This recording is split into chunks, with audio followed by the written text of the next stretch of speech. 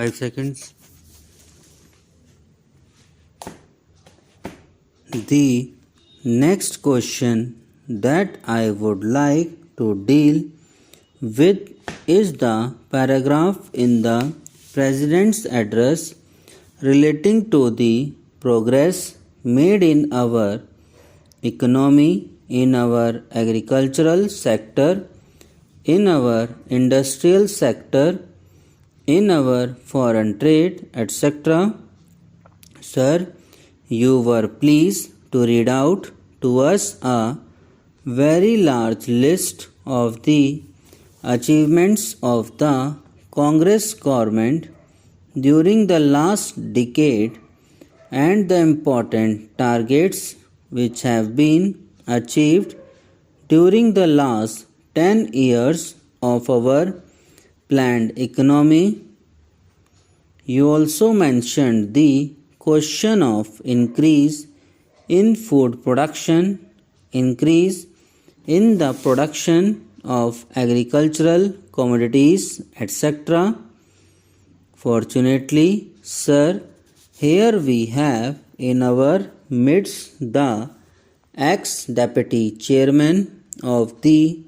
Planning Commission, Shri V.T. Krishnamachari,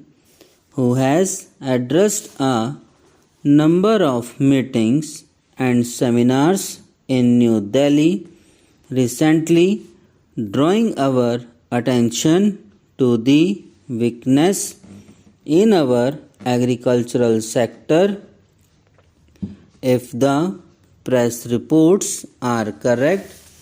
in one seminar he mentioned that even if all the targets of the third 5-year plan are achieved, still at the end of the third 5-year plan period, we may be facing a serious situation regarding the supply of agricultural commodities. He has also expressed the hope that we will be able to exceed the targets which have been fixed for the third 5-year plan. I do not know whether his expectation of exceeding the targets will be fulfilled or not, but it is quite clear that we have not been able to give sufficient attention to the development of the agricultural sector. It has also been stated that development of the agricultural sector is one of the most difficult tasks which have been found difficult both by democratic countries as well as by countries in which total planning is going on. It is all the more person, therefore, that we should pay more attention to the agricultural sector so that it may be possible for us to meet our requirements as and when they arise, and the situation which he has foreseen at the end of the third 5-year plan may not materialize. It is no use merely taking refuge behind some of the figures which have been compiled and narrating the progress which has already been achieved. We are happy that some progress has been achieved, but we are anxious that more progress should be there, and for that purposes also certain definite steps will be taken. In this connection, I am also happy to hear what the defense minister said yesterday in one of his public meetings, namely that the Government of India is contemplating to create a setup in our villages wherein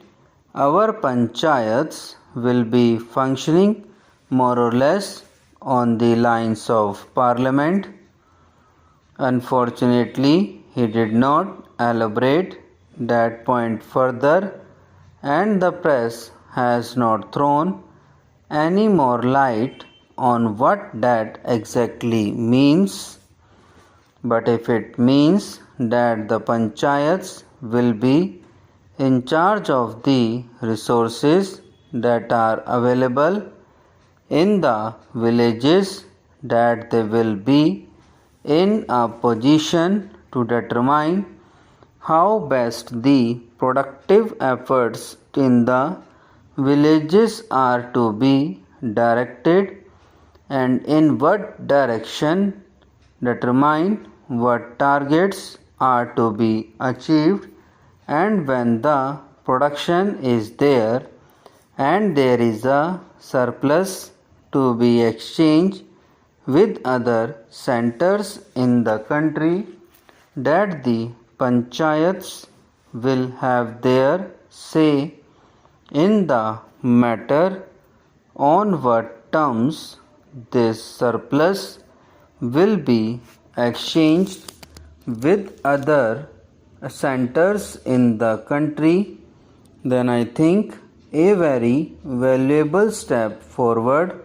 in the direction of building our economy on a decentralized basis will have been taken. We have always taken the view, sir, that if planning is to succeed in our country, and if there is not going to be any regimentation of our productive activity and forces, what is necessary is that the common man should have a voice in determining the economic policies and in formulating the economic plans of development, and should have also his say in determining on what terms a village or a group or an industry should be working for the development of economy as a whole. In other words, some amount of competition, some amount of bargaining power is to be generated in the lowest strata of our society and in the lowest rung of our economy, so that with the help of that bargaining power, under the overall influence and policy of the planning commission, it may be possible for us to develop our economy in a manner which satisfies both the interest and the requirements of the nation as well as the aspirations of the people. When people feel that they also have their say in the formulation of policies and programs, and that such policies and programs are not something which is dictated from New Delhi, but are those which have been worked out by their own efforts and as a result of their own deliberations. And to that extent, these plans are a part of their efforts in the development of their regions, of their own crafts, their own industries, and their own skills. Subscribe now and press the bell icon. Never miss an update.